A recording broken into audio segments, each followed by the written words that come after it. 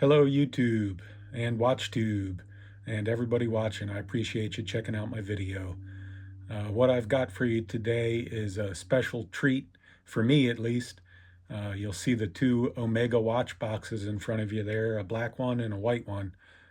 Don't get me wrong, I don't have an extensive watch collection. I'm pretty new into this hobby. Have a few cheap watches. This is my latest beater watch, the Tracer P68 Quartz GMT. Love this watch. It's got the tritium tubes in it. I am a sucker for tritium.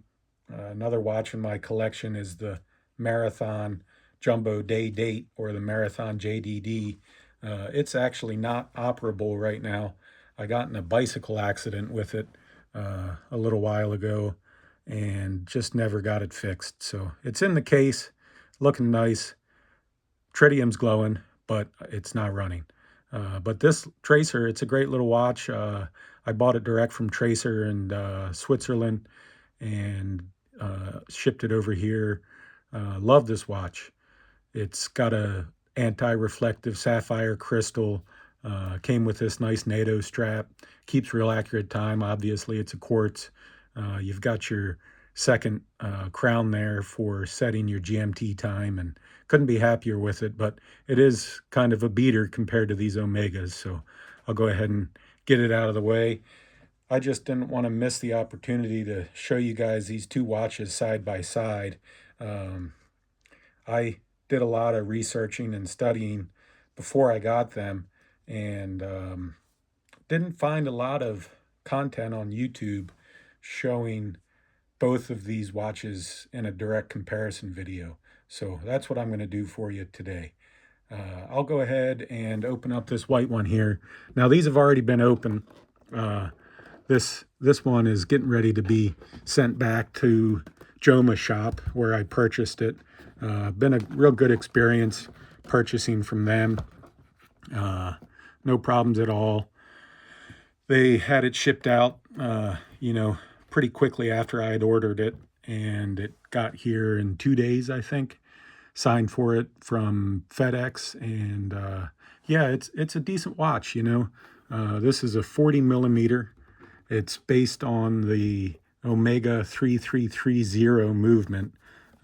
You can see it was a full set. I bought this brand new, Joma shop being the gray market. I'm not 100% sure it was totally new, but we got the warranty card from Joma and the pictograms card. We got the user manual here, and then the star of the show, this gorgeous box. If the racing has anything over the Moonwatch, I gotta say it's this box. This thing is really impressive. I almost kept both of them just because I like this box so much, but unfortunately, money does not grow on trees around my house, so I'm going to be sending this one back. Let's go ahead and take a look at it here.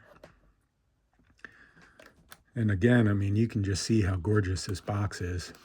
And here is the watch. Now, I didn't size this perfectly, and I'm going to go ahead and just leave the stickers on it because it's going back to Joma shop, and I don't want to have to struggle too much to get the exchange in. But it's a really great watch. It's pretty heavy.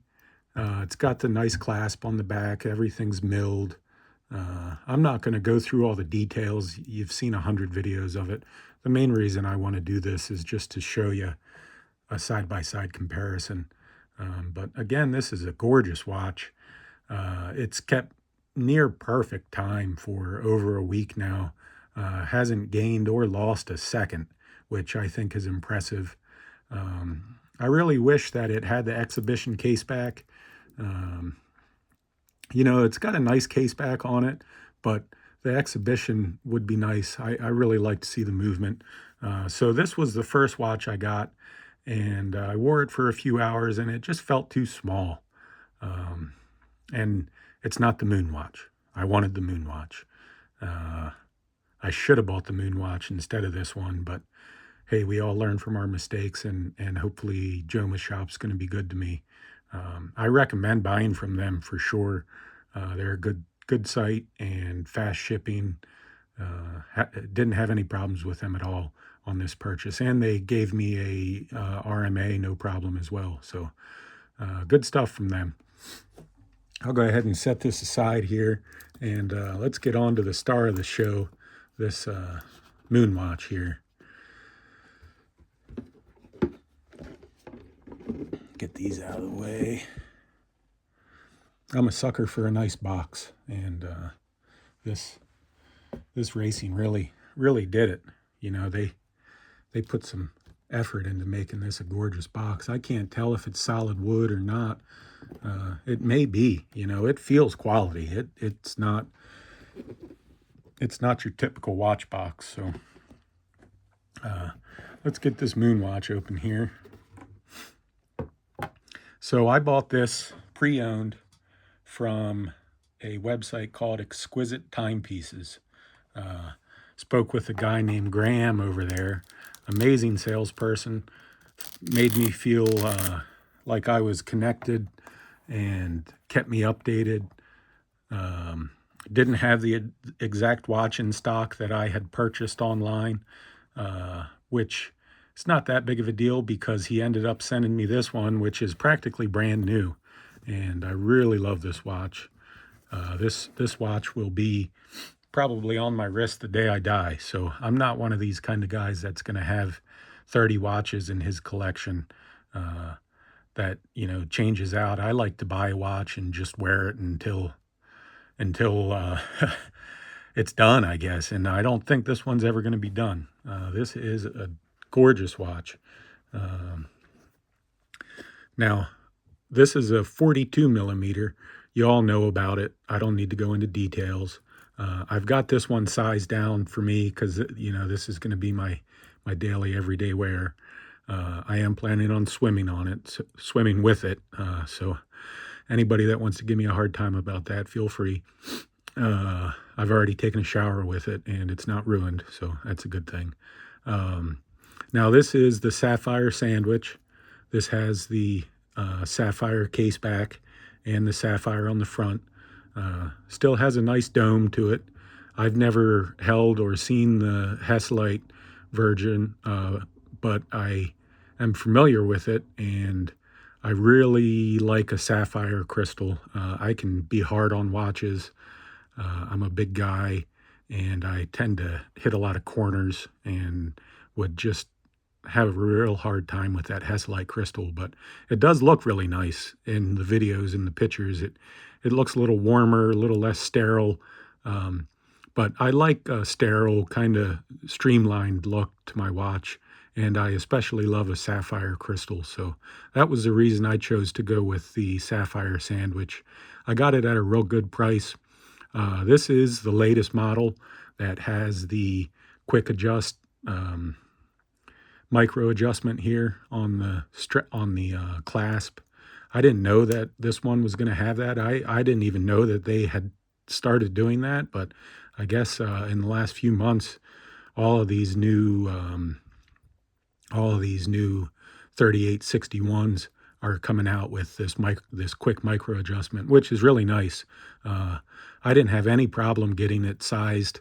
I think I took out 2 full lengths on one side and 3 full lengths on the other. I have a pretty small wrist, little under 7 inches, and it fits me great. And that micro adjustment is real nice to have easy there, because when you go throughout your day, you know, every once in a while your wrist might get a little bigger or swollen. You know, you eat a salty meal or have some drinks or something, and you can just let that quick adjust out, and it gives you that little bit. You know, it's probably not any more than 1/8 of an inch, but it's just enough to help the watch feel a little more comfortable. So yeah, this watch is staying with me. This is my watch, and hopefully my daughter will have it in a few years. But let me go off camera here and take this tracer off, and I'm going to go ahead and put this Speedmaster on for you here. So This has a real big taper to the bracelet. I think it goes from 20 down to 15 millimeters. I've never had a stainless steel bracelet that adjusts that much, but I really like it. It's super comfortable, fits just great. You know, I slept with it last night, and it was very comfortable to sleep in, and it just kind of molds to the wrist. It's a gorgeous bracelet, super flexible. You know, there's 5 links per section, or five sections per link, I should say.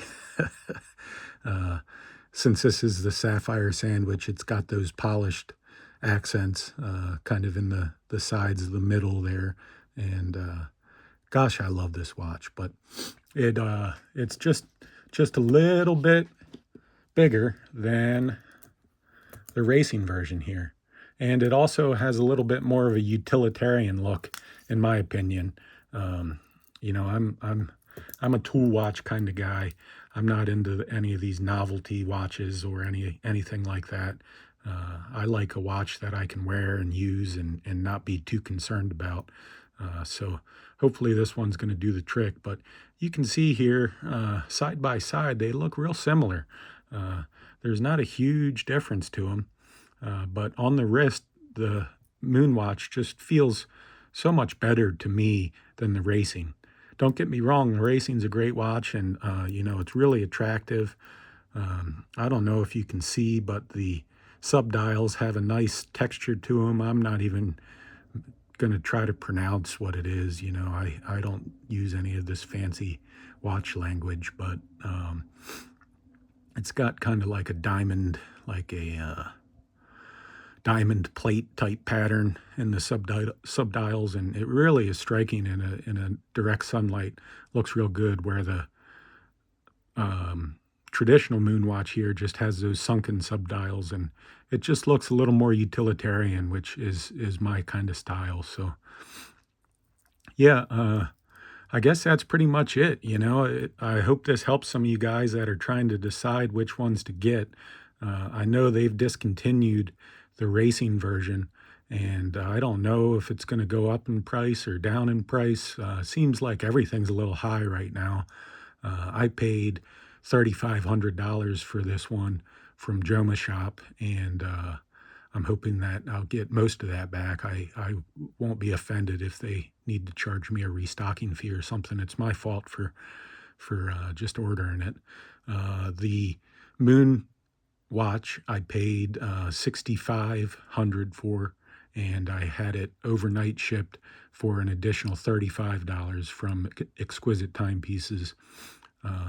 I didn't have a salesperson help me with Joma Shop. I just did the order online and didn't even speak to anybody, but I placed this order for the Moon watch at Exquisite Timepieces, and the salesperson, Graham, he ended up calling and talking to me, telling me the situation.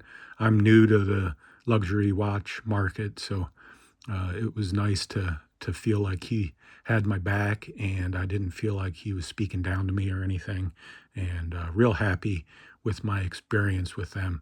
I'll definitely be going to them directly the next time I'm in the market for a new watch, which might be a little while because this one was not cheap.